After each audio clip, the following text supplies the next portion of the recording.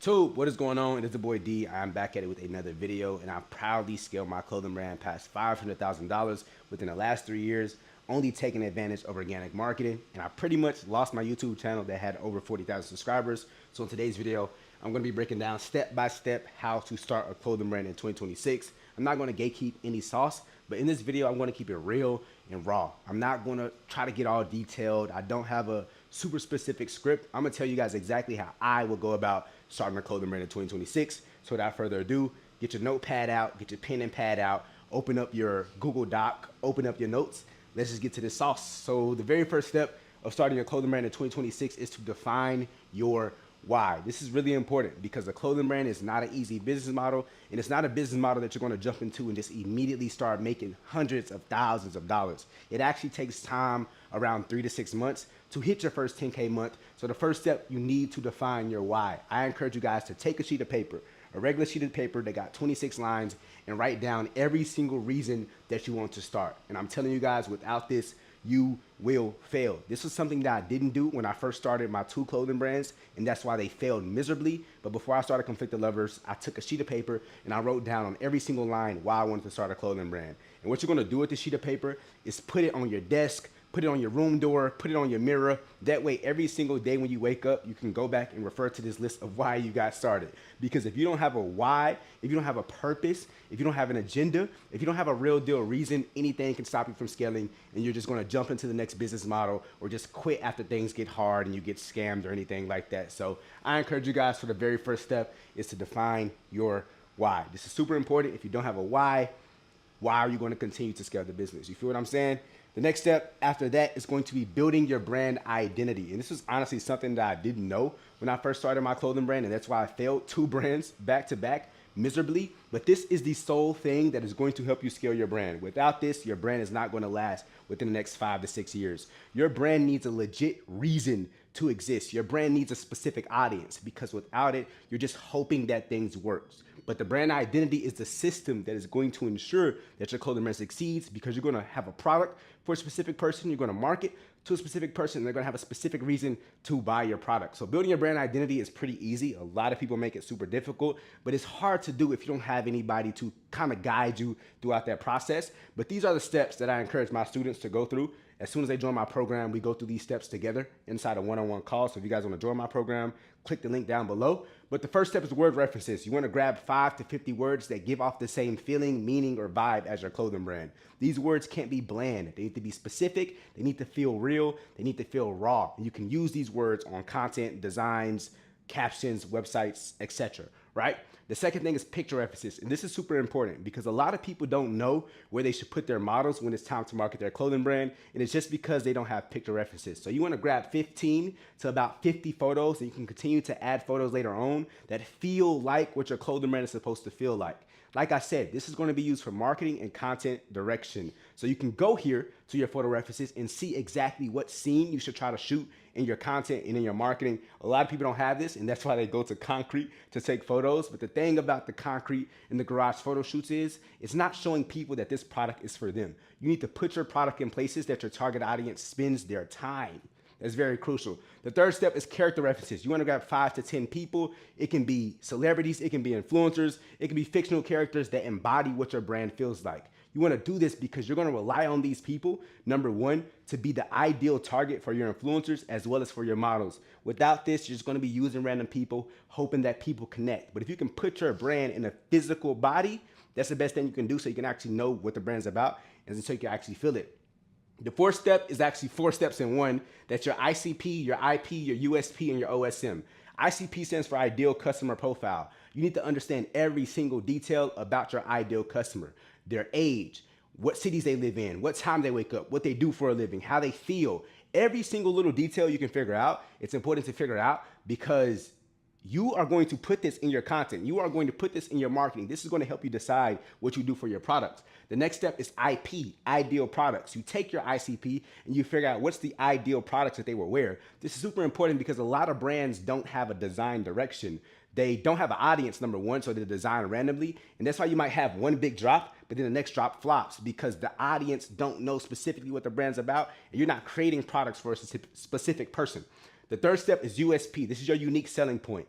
Why are people going to buy from your brand versus buying from other brands that are in a similar niche? This is super important because, like I said, there's millions of clothing brands and everybody makes good clothes. So your unique selling point can't be designs, it can't be fabric, it can't be shipping time, because any brand can pretty much duplicate those same exact things. It needs to be a specific reason why they buy from your brand versus buying from the other clothing brands. And then the last one is OSM. This is your one sentence mission. I talk to brand owners every single day. I ask them, what does their brand mean? They send me 9 pages of a chat GPT generated definition. You need one sentence that your brand stands for. So when somebody asks you, hey, what your brand's about, you can say it's about this specific thing, and it'd be one sentence, and it'd be real, and it'd be raw. If you can't do that with the one sentence mission, you don't fully understand your brand identity, and you need to go through this exercise step by step and probably hire a mentor to help you out.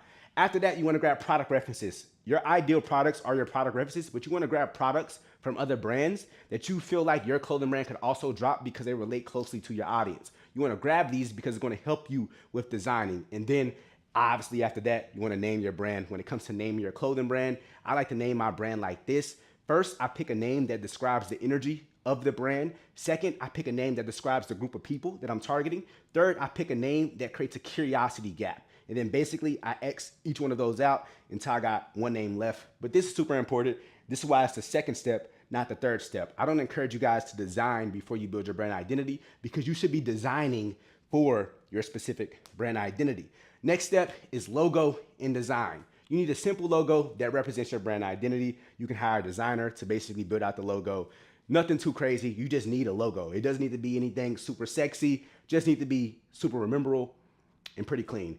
After that, you want to use your product references to communicate with the designer to make your first design. You want to make sure that product is unique, and every detail needs to have meaning. This is something that Virgil talked about. Every single detail on your product needs to exist for a specific reason. Why did you choose this fabric? Why did you choose this color? Why did you choose this design? Why did you choose this neck tag? Each and every single thing you do needs a purpose, needs a meaning, because if you can't figure out what that meaning is, you're hoping and you're guessing. And if you're hoping and you're guessing, you're never gonna get the results you wanna get, right? So make the product unique, and every detail needs a meaning. And if you need a designer, you guys can DM my designer at tunes.std. I've been using him for the longest time. After you get your design, you wanna start on your sample. That's the fourth step. You wanna create a tech pack with all the details, and you can have your designer create the tech pack. Your tech pack needs to include every single detail that is going to be used to develop your product. You need the mock-up, you need the fabric color, you need the size chart, you need the printing details. You need every little detail on that tech pack. And if you're struggling to create a tech pack, hire your designer to do it. The same designer that made the design. You just have to figure out the details. After you get your tech pack, you want to send that tech pack to 3 to 5 manufacturers. You want to ask the manufacturers for details on production. This is the issue that a lot of people make, the mistake that a lot of people make. They start working with the manufacturer and getting a sample before they ever figure out the details on production. You want to know how much it costs to make this product in bulk. You want to know the MOQ. You want to know the shipping time. You want to know the production time before you ever get the sample. Because what if you get the sample and then the MOQ is 1,000 pieces? You're never going to be able to get that actual product. So ask for details on production and lock in the manufacturer that is best for you. Do you mind doing me a favor, honey? Could you turn on that light for me? Thank you so much. And this is why it's important to have people around you who love and support you. Because they don't love and support you, you probably wouldn't have nobody to be able to turn on the light, and your face probably wouldn't brighten up like my face is right now. So boom, thank you so much. If you need a manufacturer, you guys can DM my manufacturer at fair_well_industry. He's a killer. The fourth step is going to be starting your sample. After you start on your sample, the fifth step is going to be planning out your drop. Do you want to go pre-made or pre-order? Pre-made basically means you order the bulk order first. Pre-order means people order the products first and then you order the bulk order. If you're just now starting your clothing brand, go pre-made. I don't even know why I put pre-order up here. I should have just like made it not even an option for you guys. I only recommend pre-order if it's a business strategy. You've scaled beyond the point of how much money you can spend on a bulk order. But for a lot of you guys, you're just getting started. So get 50 to like 75 pieces. But you want to do pre-made. For sure. And you want to build a drop timeline. Your sample's getting started right now. When are you expecting to drop? You don't need a specific date right now, but you need to know ideally around when you're going to drop this product. Think about the sample time, think about the bulk time, think about that content creation time as well, just so you have a timeline. If you don't put a timeline on the actual drop, you're just going to be moving, lollygagging. Things won't really get done. So figure out a timeline and then start planning out your marketing, your content, what you're going to post, your models, who are you going to use, your location, where you're going to be at. And it's most important that when you're planning out your marketing and planning out your content, that you think about your brand identity. Everything you do for your clothing brand should be around your brand identity. Because if you're not doing things around your brand identity, you're guessing and hoping that the market is going to love it versus doing it for a specific person, for a specific reason. So the audience that you're doing it for is obviously going to love it. So start planning out your marketing, content, models, location. Make sure you use your brand identity. The sixth step is going to be setting up your online presence. And a lot of people don't get into this sauce, but I'm going to get into this sauce. You want to set up 3 TikTok accounts. And I know you guys are going to be like, D, why do we need 3 TikTok accounts? One TikTok account needs to be your main brand page. One TikTok needs to be your secondary brand page. And then you need your own personal page. Why 3 TikTok accounts? The main account, you're going to post the main videos that you post on your IG Reels. The secondary account, you're going to use to spam content, slideshows, B-roll footage, somewhere between 5 to 10 posts a day. And then your personal page is obviously going to be your personal page to build up that founder's content and build up that personal brand before you start your brand. Then you also want to set up one Instagram, have a clean bio, have a clean logo. Also, get started on YouTube, create a YouTube channel, showcase you building your brand, and then set up your Shopify Plus website. You just need a simple base website. Obviously, you don't have your product yet or photos of your product, so you just need a clean, simple base website. Also, add the password page with SMS. If you guys need somebody to help you set that stuff up, DM my guys at Website Empire. They can help you. And also, you want to warm up all these accounts with face content. When I say face content, I mean picking up the camera, talking about you building the brand, talking about what you're doing, even before you get the sample. That way the accounts are warm, because if you start a fresh account, obviously once you start posting content about your actual product, nobody's going to care. But you need to build up a little bit of warmth before you actually get into you posting content about your product. The 7th step is going to be the sample move. So now the sample has officially landed. You got everything set up. You want to start shooting and uploading content. Get 20 to 30 photos, do product showcase content on TikTok, Instagram, YouTube, and also drop a YouTube video. My sample has arrived.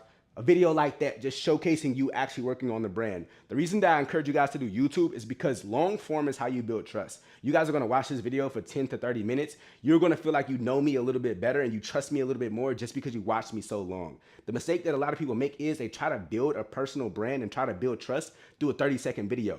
It's easier to do it with a longer video. So start posting those photos, start showcasing that product, do a YouTube video, and once that sample lands that same week, place your bulk order, 50 to 75 pieces. You don't have to worry about, is this piece going to sell? And the reason that I say that is because you use your brand identity to design and develop that piece. So if it's going to sell, it's not even really a question. But that's what you're going to do when the sample lands. After the sample lands, while you're posting that content, step 8 is going to be building that SMS list. You want to get that SMS list to 500 subscribers. Why 500 subscribers? Because if your SMS list converts at 10% with a warm audience, meaning people joined in the last 7 days, or they joined for a specific product, that's going to guarantee you at least 50 orders, and maybe even more because you're just getting started and this list is just now newly growing. So build your SMS list to 500 subscribers, post top of funnel content, middle of funnel content, bottom of funnel content, and drive all the traffic to your SMS list. Every single post inside the caption, inside the pinned comment should drive people to the SMS list. On your story, you should post your short link to drive people to the SMS list.